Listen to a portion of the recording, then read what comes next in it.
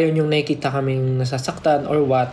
And I totally understand kasi alam ko yung ganyang feeling. Parang naging fan din naman ako before. Siyempre, ayoko rin naman na parang yung mga favorites ko or yung idols ko parang inaaway or nababash or anything. So, ako, sa akin lang naman, with all the things happening right now, parang nasabi ko naman na sa inyo na hindi naman ako tinatablan ng kahit ano pa ng mga bashing or anything. Like, hinahayaan ko na lang sabihin ng mga tao yung mga negative things na gusto nilang sabihin about me. Kasi, unang-una, ba't naman ako masasaktan kung hindi naman totoo? So, di ba? And kung ginagamit nila for clout or kung ginagamit nila just to make fun of me, yung mga bagay-bagay para i-bash ako. So, let them be. Kasi parang kahit naman anong sabihin mo, kahit anong gawin mo, kung wala rin naman silang pakialam or hindi sila nakikinig, parang mapapagod lang tayo kakasabi ng kakasabi. So, pagka hindi natin pinansin, tas ma-feel nila na parang, wala na palang effect, parang sila na lang yung mapapagod. So, hayaan na lang natin sila. I know, mali yung ginagawa nila, mali yung bullying, mali yung ginagawa nila na bashing.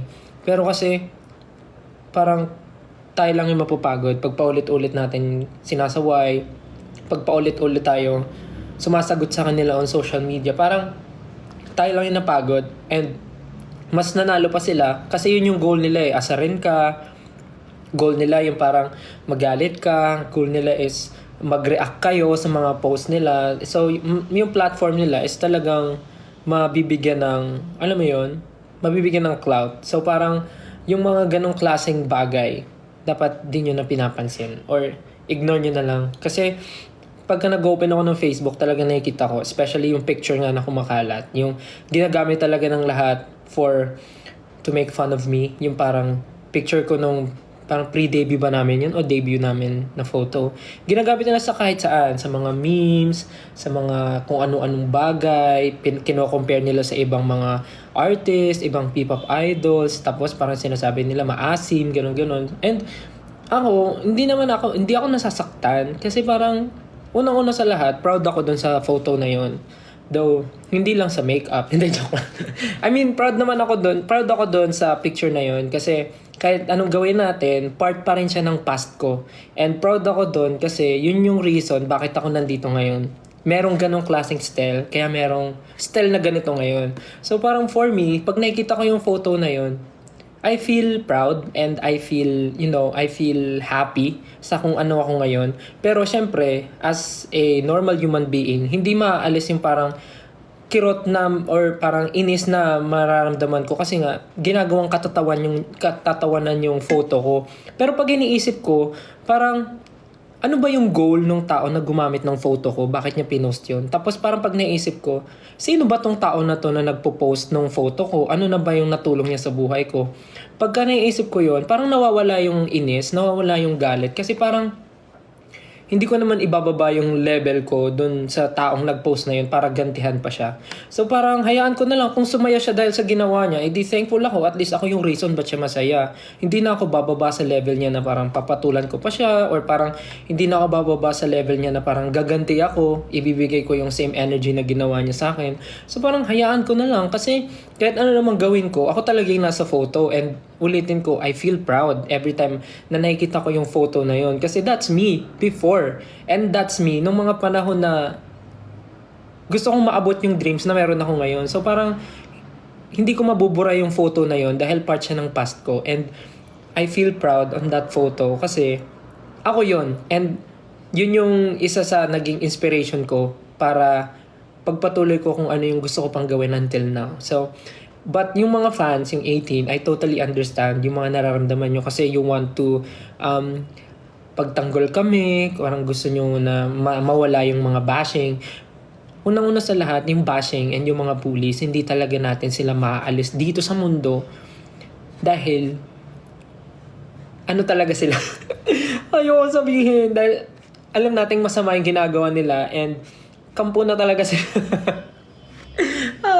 Anyway, yung mga bully talaga, like, kesa ibalik natin yung energy na binibigay nila sa atin, imbis na awayan natin. Pakitaan na lang natin ng magandang bagay. Kasi pagka pinatulan mo kasi, mas lalo silang, alam mo yun, mas lalo silang magagalit, matutuwa sila, tas sabihin nila, sige, asarin ko pa to, awayin ko pa to. Parang gano'n. Kung pakitaan nyo na mabuting bagay, at least na-realize nila na parang, ang bait naman nito, ang sama ko palang tao. So parang pa-realize na lang natin na apakasama ng ugali nila. Wag na natin patulan.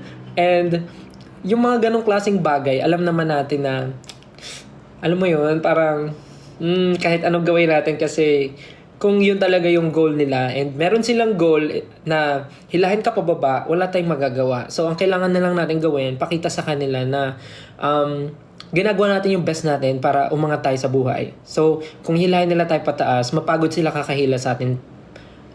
Kung hilahin nila tayo pababa, hayaan mo sila, mapagod sila kakahila sa atin pababa kasi never naman tayo bumababa. Patuloy tayong umaangat kasi alam natin mabuti yung ginagawa natin. So, that's fine. Mas masarap matulog sa gabi na alam mong wala kang inaapakang tao. 'Di ba? Mas masarap matulog sa gabi. Mas masarap gumising sa umaga pag alam mong maraming taong nag-aantay sa iyo and excited kang makita. Yun yung mas mahalaga. Yung mga ganong klaseng tao, hayaan nyo na kasi for sure may gagawin si God sa kanila. And one thing pa, gusto ko lang din i-address yung issue nung parang kasi nga kanina medyo wala akong ideas na nangyayari, but nung nag-message sa akin si Gian about nga sa nangyari, doon lang ako nagkaroon ng idea na parang may ganun pala. And for me, to be honest, I will use my platform to speak up sa mga ganitong klaseng bagay. And I know na kailangan ko rin tong i-clarify dahil ayoko naman na magkaroon kayo ng na ayokong ma-feel nyo na may something between na may negative between ako with any artist. Ako, to be honest, hindi ko alam yung issue na yun, not until mag-chat si Gian and makita ko na nga yung mga pinag-uusapan sa social media. Ako naman, ang take ko, kayo, kung ayaw nyo makarating sa amin yung mga negative na bagay, huwag nyo nang i-tweet, huwag nyo nang i-post sa X. Pag-usapan nyo na lang. And kung may mga bagay kayo na ayaw nyo naman i-disclose and ayaw nyo naman na pag-usapan sa loob ng social media or sa X, kung saan pa man, huwag na kayo mag-post ng anything para hindi mapapaisip yung ibang tao na mga walang alam sa pinag-uusapan nyo. Kasi parang ang hirap kasi mag-post na parang hindi mo rin naman sasabihin kung tungkol saan. Parang nagbigay ka lang ng something, nag-hint ka, tas hindi mo rin naman i-share. So parang siya. Parang nakakabuo pa siya ng issue na parang ano bang meron. But to be honest, yung nangyari with Gian, dun nga si Gian po ay from Cup of Joe and isa po siya sa mga kaibigan ko and siya po yung vocalist ng Cup of Joe, si Gian. Nag-reach out siya sa akin kasi nga parang natakot siya na baka mamaya daw galit ako. So sabi ko, bakit? Anong nangyari? Sabi niya nga sa akin, may na-like daw siyang photo, may na-like siyang post na natawanan niya. And parang sabi niya naman sa akin na hindi naman niya intensyon na matawa dahil dun sa photo ko. Natawa siya dahil dun sa caption. And ako naman sabi ko, okay lang naman sa akin, wala naman akong problema. Sabi ko kay Gian, huwag mo nang isipin na parang na feeling mo na na nagalit ako.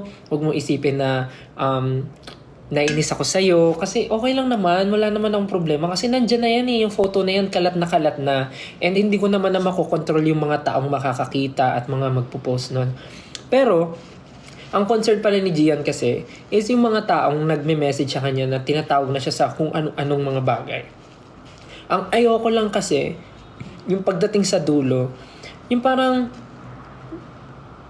masyado tayong paano ba? Sa sobrang pagiging protective natin, hindi na natin naiisip na baka naman hindi sinasadya ng tao, baka naman wala siyang masamang intention about that. Naintindihan ko naman yung feelings niyo and valid na valid yon.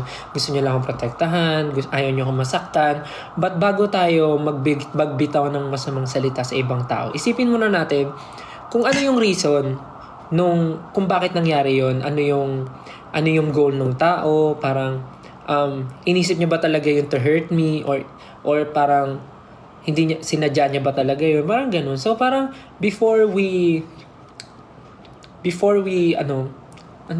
anong term doon? I mean, bago tayo magsalita ng masama sa ibang tao, isipin muna natin na kung makakasakit din ba tayo. Okay? Kasi ako, to be honest, wala talaga, hindi talaga ako nasaktan. And message ko nga si Gian eh. Kanina nakita ko yung live niya and talagang naramdaman ko na natatakot siya and naiyak siya dun sa live niya.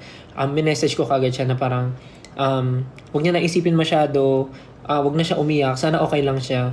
Pero promise guys, talaga, every time na parang may nangyayaring ganun sa atin, parang kesa magbigay pa tayo ng negative energy, nadagdagan natin, parang mas tignan na lang natin yung mga bagay na mas ikakabuti pa ng lahat. Kasi pag yung gulo, nilagyan pa natin ng gulo, parang ang gulo na masyado, guys. Ang gulo na ng mundo. Parang maging na tayo. Tayo na yung pumunta sa mabuting sa ibang, anyways, hindi ko naman sinasabi na pinapalala nyo yung nangyari. Naintindihan ko na concern lang kayo and gusto nyong i-address. And nagsalita naman si Gian and nag-message siya, nag-sorry siya sa akin. And nag-sorry din ako sa kanya. Naintindihan ko yung feelings nyo, pero sana, please, mag-stop na po tayo. Stop na. Parang wag na tayong mang-away, please. Please. Parang, okay naman eh. Wala naman talaga. Wala akong naramdaman. Sabi ko kay Gian sabi ko lang sa kanya, nakita ko yan, natatawa nga rin ako kasi ang dami nang gumagamit. Tas kung saan-saan.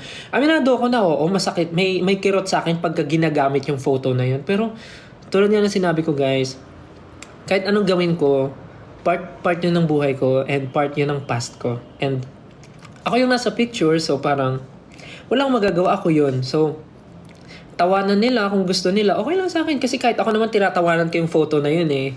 And, wala namang masama. Ang mahalaga naman alam mo yun, basta bukal sa kalooban nila na wala talaga silang ginagawang masama, parang ganun, or hindi talaga nila minimin yun. So wag niyo na pong awayin si Gian, please, parang awa na po. Goods kami ni Gian, we're friends, and never talaga ako na nasaktan or nagkaroon ng sama ng loob dahil dun sa na-like niya na photo, na-like niya na post. Parang kahit ako rin siguro kung tatawanan, hindi, joke lang. Parang naman, parang understandable naman, and I know it's an honest mistake, and hindi siya nagmi-mean ng harm, parang gano'n. So, parang stop na. Okay na yun.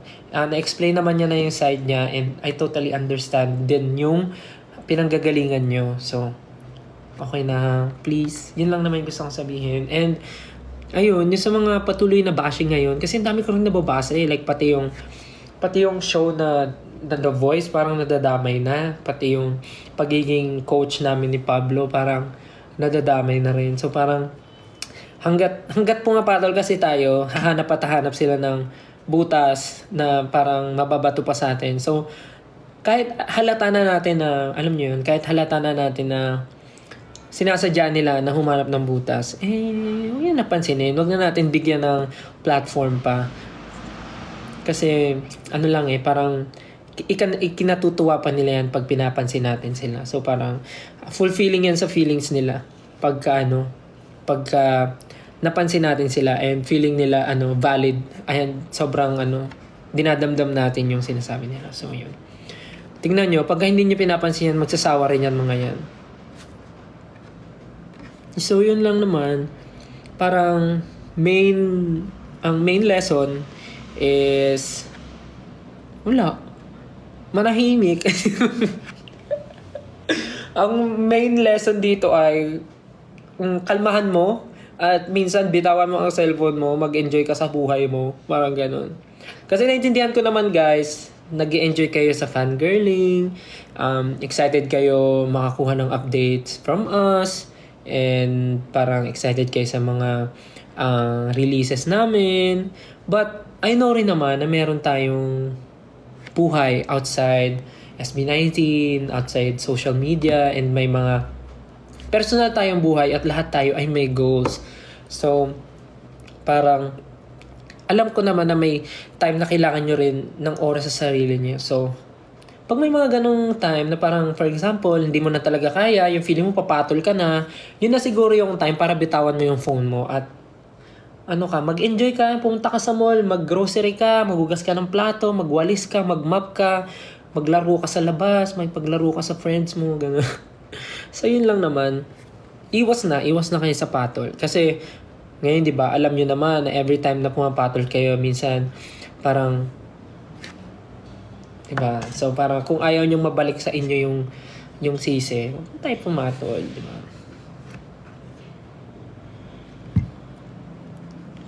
Ayun, tsaka ulitin ko lang yung about kay Gian, yung issue. Stop na ha. Stop na, please. Thank you. Kasi, nag-message na si Gian, nag-sorry na siya, and lahat naman tayo dito, I'm sure, may natutunan tayong lesson. Kaya, imbis na mag-away-away pa tayo at magkagulo-gulo, let's be the bigger person. Yes, bigger person. Hindi, maging na lang tayo, maging mapagkumbaba, maging maunawa, and isihan lang natin, life goes on. Mas okay na maging masaya kesa stress tayo sa buhay. Tingnan nyo pag wala kang problema, nakaka-fresh. Fresh! Ito ba yun?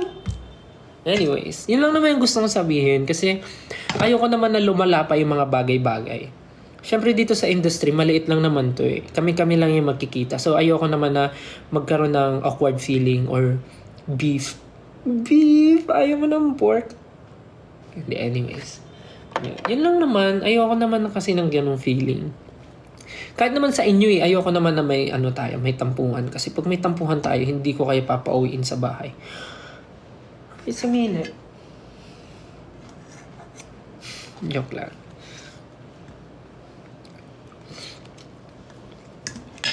Yung mga matulog na. Yung mga may exam, kayo din eh. Kayo yung sabi-sabi, may exam pa ako bukas pero hindi mabitaw-bitawan ng cellphone. Ayan na yung sign nyo. Bitawan nyo na yung cellphone nyo. Matulog na kayo. Pero guys, seryoso yun ha. Stop na ha. Stop na. Papakain. Galit.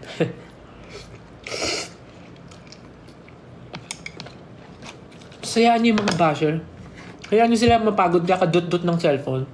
Alam mo, natutuwa nga ako eh. Kasi, biruin mo, kahit sabihin nilang basher sila, nagbibigay sila ng oras. Like, example, sinesave nila yung picture ko sa cellphone nila. Effort yun. Sinesave nila. Tapos, iisip sila ng caption. Yung feeling nila makakasakit sa akin. Effort yun. And then, syempre mga walang wifi yan, for sure. Mga yan, magpapaload. Effort yun. Kagastos sila ng pera. Ano pa ba? Tapos magta-type yan ng caption. Effort yun. Ipopost nila. Tapos para humaba yung para uminga yung post nila, lahat ng comments doon, reply nila. Effort yun. So thank you so much sa mga nang mabash po.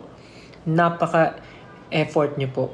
Maraming salamat. Kaya hindi ko po masabing basher kayo eh. Kasi ramdam na ramdam ko po yung effort nyo sa akin. Hindi ko maramdaman yung bash nyo. Galingan nyo pa. Galingan! Hindi, joke lang. Baka ma-trigger sila lalo. Pero yun lang. Ganun lang gawin nyo. Parang kesa ma-stress kayo. Naku, hayaan nyo silang mapagod mag-post ng picture ko. Hayaan nyo sila. Di nyo ba alam sa kakapost nila ng picture ko, mas lalo akong nakikilala. Sabihin ng yabak ko. Kakapost sila ng picture ko, kahit yung mga old photos ko pa na wala pa akong budget pang kain. Yung pinopost nila na payat ako. Tapos yung pinopost nila na wala pa akong skincare. Nako. Post nyo lang po yan para mas makilala pa po ako. Ako po si Stel. Coach Tel po ng The Voice, member din ng SB19. Nag-perform din po ako kasama si Mr. David Foster. Nag-perform din po ako kasama si Mr. Louis Ocampo. Nag-perform na rin po ako kasama si Mr. Ryan Cayabyab. Nakasama ko na rin po mag-perform sa stage si Miss Regine Velasquez. Nag-perform na rin po ako kasama si Jamie Miller. Tapos may mga collab pa po akong international artist na si...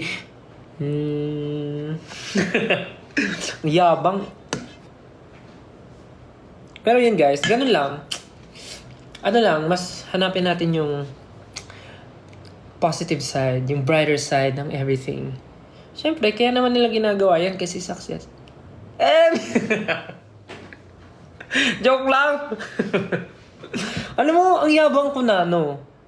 Ayun lang, siguro pwede niyo ako i-bash na SB19 still, ang yabang na, ganun. SB19 still, ang taas ng tingin sa sarili. Ganun. Member ng P-pop boy group na SB19 still, ang taas na ng ihi. Ganon. Pwede yan, mga headliner. SB19 still, nagbibilang ng achievement sa TikTok live. Ganon. Dapat ganon yung ganon yung mga headline para masakit. Ganon.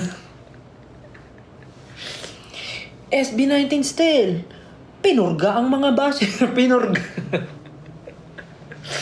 Ay, nako. Diba? Ang saya lang, diba? Kung nambabash sila, anuhin natin. Kung hindi natin sila, hindi pwedeng, nag-effort sila. Mag-effort din tayo, guys. It's give. Bigayan to, guys.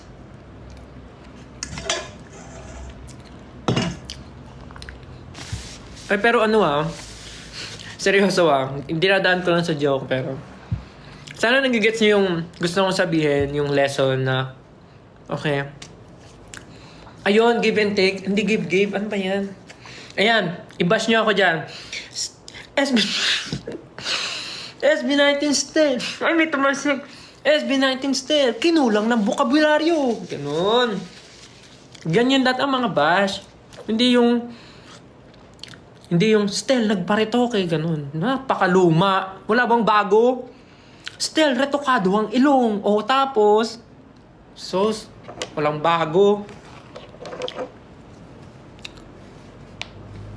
Tapos iba pa pagtatabihin yung picture noon, tapos picture ngayon. Tapos, marunong din naman ako mag-edit. Mas maganda pa. Ito naman. Pa-edit mo na lang sa akin, libre. Ang iniisip ko ngayon, dapat yung mga creative bashing. Hindi, joke lang. Nang hikayat.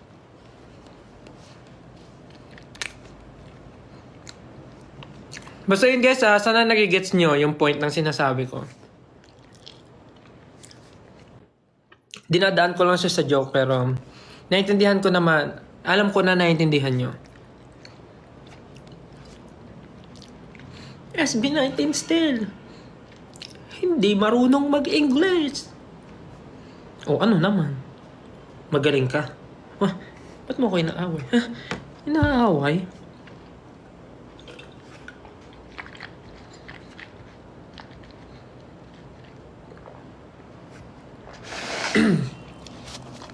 Anyways guys, tapos na ako kumain and 10:30 pa lang pala, akala ko 12 na. Yung mga tapos na po dyan, then kumain, hugasan nyo po ang inyong pinagkainan. Extend. Sabi nyo ayaw nyo mapuyat, tas ngayon papa-extend kayo. Oo nga, huwag nyo na ako i-bash. Ako na lang magbabash sa sarili ko. O gusto nyo, tulungan ko kayo.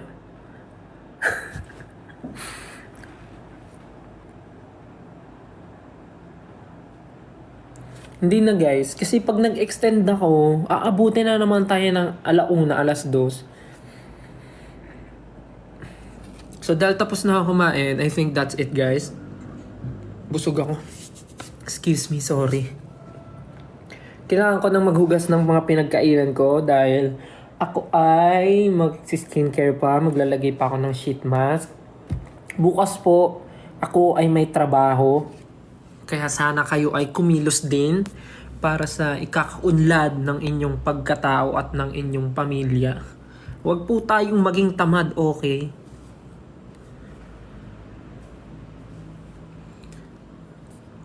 Anyways, maraming salamat po sa pagnood ng aking live. Sana ay may napulot kayo sa mga pinagsasabi ko. Again, yung issue sa akin and kay Gian, okay na po yun. Nag-usap na kami and please, stop na po, okay? Okay. Thank you ha. Salamat, nakikinig ka. Hindi ko po birthday. So ayun, yun sa mga sinabi ko, sana naiintindihan nyo talaga and isipin lagi kung anong mas ikakabuti ng sarili at ng mga tao sa paligid. Okay? Hindi yung iisipin natin yung makakabuti lang sa atin, wala tayong pakialam sa mga tao sa paligid. Huwag ganun. Hindi yun nakaka-fresh. Ito, fresh ba yan? Hindi. Anyways, ayun, salamat po sa pag-load ng live. Hindi na ako nakapagbabay. And next time ulit, pag may free time, tignan natin. Medyo ang dami pang viewers, 13,000. Pasensya na. Pero para maaga po tayo makapagpahinga dahil may mga trabaho pa po tayo bukas, okay? At may school pa. Ikaw, gagala ka pa bukas. Wala ka pa ng pamasahe. Tapos nood ka dito. Mangingi ka ng pamasahe. O kaya maglinis ka ng bahay para bigyan ka ng pamasahe. Sige na. Bye-bye na. Thank you so much. And next time ulit, pag may free time, let's see kung makapag-live. Thank you so much, everyone. Sana po ay hindi kayo na-offend, nasaktan, nagalit, at sana ay naging masaya kayo tonight. Ha? Okay. Tulog na ako. Bye. Siyempre, hindi pa kaya alis kasi wala pa yung love you. Sige na. Tulog na. Tulog na kayo ha. Good night. Love you. Hindi ka maseryoso yung buhok ko. Good night. Love you. See you next time. Pahinga na. Good night. Love you. Bye-bye.